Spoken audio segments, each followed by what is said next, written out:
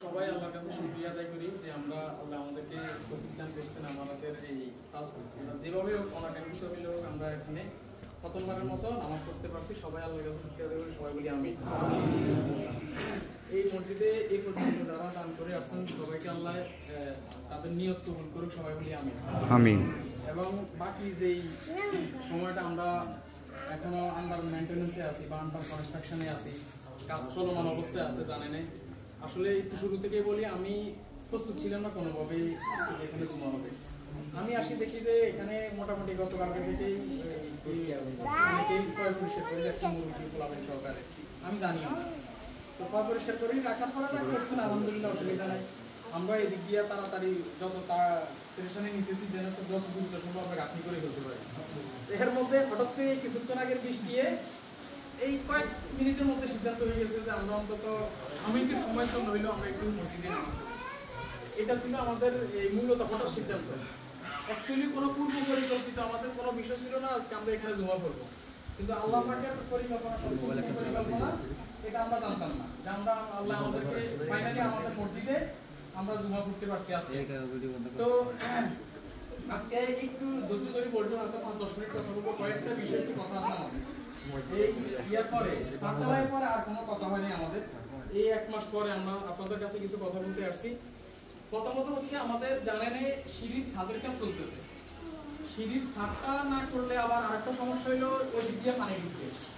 আমরা গাঁথনি করবো কিন্তু ছাদটা আমাদের জরুরি। তো সিঁড়ির ছাদের এখানে মোটামুটি অলরেডি 900 কেজি রড আনছি। তারপরে এখন আমার ছাদেরকে হালকা কিছু রড লাগবে আরো 500 কেজি, ধরুন এবারে 1.5 টন রড লাগবে এখানে। এবার ওখানে প্রায় 1.5-2 লাখ টাকার মতো খরচ হচ্ছে। তো কাজ চলমান তো আছে, এটা তো দেখতেছেন সবাই, এটা তার বলার কিছু নাই। টাকা পয়সা নাই যে এটাও জানেন, মানে আমাদের এক ধরনের মানে মসজিদের যে ফান্ড থাকার কথা ফান্ডের এখন ফান্ড অলরেডি ঋণ আছে। আমাদের যে টাকা দরকার এই টাকা নাই, কিন্তু কাজ চলতেছে।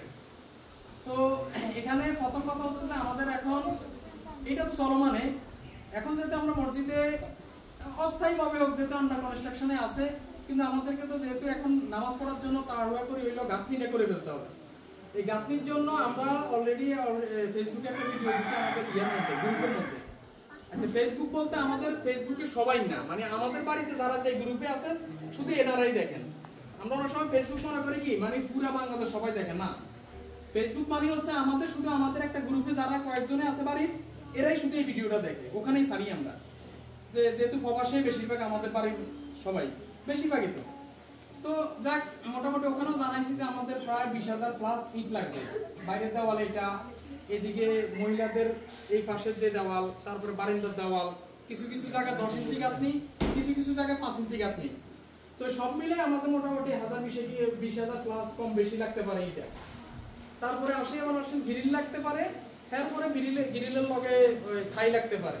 তো থাইটাও জরুরি না, কিন্তু গ্রিলটা জরুরি। গ্রিল আর হচ্ছে মিলাই গাঁথনি আর হলে 100 ব্যাগ সিমেন্ট লাগবে। 100 ব্যাগ সিমেন্ট, 20,000 ইটা, আর হচ্ছে মেইনটেনেন্সে একটা খরচ আছে, এটাও ভালো খরচ হয়, মানে যারা গাঁথনির কাজ করেন। তো এই কাজ করতে যাই আমরা দেখা গেছে যে আমাদের প্রায় একটা হিসাব করছি 7 থেকে 10 লাখ টাকা লাগবে কমপ্লিট। মানে কমপ্লিট বলতে আজ তো প্রায় সেটির কথা বলি না, আমরা শুধু বলতেছি গাঁথনি, গ্রিল, থাইয়ের কথা বলতেছি। তো এই বিষয়ে আসলে এটা তো আল্লাহ পাক ভালো জানেন, যেহেতু দানের বিষয়। আপনারা আপনাদের জায়গা থেকে আমাদের একজন ফেসবুকে একজনে দিচ্ছেন যে যারা আমরা পূর্বে টাকা দিয়েছি আমরা তারপরে আরো 5,000-10,000 করে দিয়ে যার মতো করে দিই। দেখেছে 5,000-10,000 করে বাড়ি যা আছে 10,000 করে দিল মানে এই কাজ হয়ে যায়। এটা তো অনেক বড় বাড়ি, সবাই জানে। মানে পূর্বে যারা 50,000 দিছে 10,000 দেয়, 5,000 দেয়, এভাবে দিলে হয়ে যায়। এটা একজনের মন্তব্য ছিল আর কি।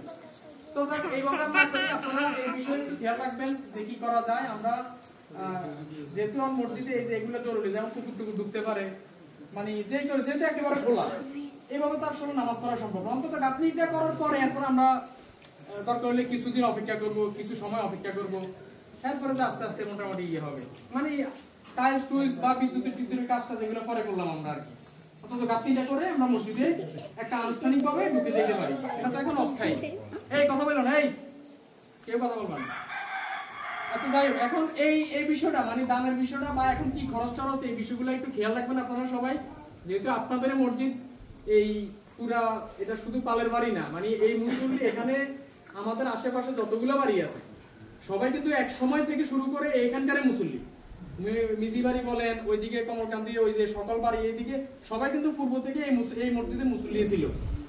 এখন এরা মোটামুটি কিছু এদিক সেদিক হয়, কিন্তু তারপরে আমাদের যেহেতু আমরা এত বড় মসজিদ করার কারণটা হচ্ছে যে এখন এই যে মানে বাড়তেছে আস্তে আস্তে আস্তে আস্তে জেনারেশন বাড়তেছে, যার জন্য এত কিছু। আচ্ছা, এই কথাগুলো দিয়েই শেষ দিলাম। এবার হচ্ছে আমাদের, আমরা যদি আপনারা অনুমতি দেন একটা কথা বলি, আমাদের বাড়িতে মোটামুটি ভালো অনেকেই কাজটা জানেন, এই গাঁথনির কাজ। এখানে গতকালকে আমাদেরকে তৈরি বাড়ির এক ভাই নাম জানাইতে অনিচ্ছুক 5,000 ইটা আমাদেরকে দিয়েছেন। হ্যাঁ, তো আলহামদুলিল্লাহ উনি পূর্বে আরো 2 বার টাকা দিয়েছেন আমাদেরকে। তো যেহেতু উনি 5,000 ইটা দিয়ে দিয়েছেন গাঁথনির জন্য, এখন এটা হলো আপনাদের একটু জাস্ট পরামর্শ ফ্রেন্ডলি। আমরা এই গাঁথনিটা আর এই যে সামনের গাঁথনিটা যে ইটা আছে 5,000 ইটা আমরা এই গাঁথনিগুলো করে ফেলতে পারি। এখন এটা যেহেতু মোটামুটি 5,000 ইটা আইসা আনি রাখছে, আমরা যদি চাই আমরা পোলাপেন যেগুলো আছে আমরা জোগালি দিলাম, আর যারা মিস্ত্রি আছেন তারা কালকে শনিবার একদিনের জন্য শুধু এই 5,000 ইটা আমরা গাঁথনি করে ফেলতে পারি। এখন এটা জাস্ট পরামর্শ চাচ্ছি, যদি আপনারা কন আমরা পোলাপেন যেগুলো আছে বেগুনে থাকে আমরা জোগালি দিমু, মিস্ত্রি যারা আছেন এরা শুধু গাঁথনির কাজ করবেন। এটা কি সম্ভব নেই? সম্ভব, পরামর্শ দেন। আলহামদুলিল্লাহ কালকে মানে যেহেতু 5,000 ইটা আছে না, এটা একটু যারা মানে থাকতে পারবেন কিনা একদিনের জন্য, শুধু কালকের জন্য। বাকি কাজ আমরা চেষ্টা করবো প্রয়োজনে মিস্ত্রি দিয়ে অন্য কাজগুলো, বড় কাজগুলো যেগুলা ওগুলো এমতো মিস্ত্রি লাগবে, কারণ এই যে জানালাটা যেগুলো আছে আমরা অস্থায়ী ভাবে যে যেমন এগুলা দরকার, ওই যে ওই পাশের গুলা দরকার, এই গাঁথনিগুলা করি গলাই যারা আছে আমরা পোলাপেনটাও সময় দিলাম, আমরা যুগালি কাজ করলাম, আর আপনারা মিস্ত্রি কাজ যারা পারেন এগুলা করলেন। মানে এটা কি পরামর্শ আছে নাকি? কোন 2 ফুট না 2.5 ফুট উড়ান লাগে ইয়ার আগে, জানালার আগে। আমরা চাচ্ছি যে 5,000 ইটা তো ইয়া আছে, এই অন্তত এতটুকু উঠে গেলে 3 ফুট, এই 3 ফুট আমরা উঠে ফেলাই। কি বলেন? সবাই মিস্ত্রি, আমরা সবাই যুগালি, আমি তো কইছি না আমরা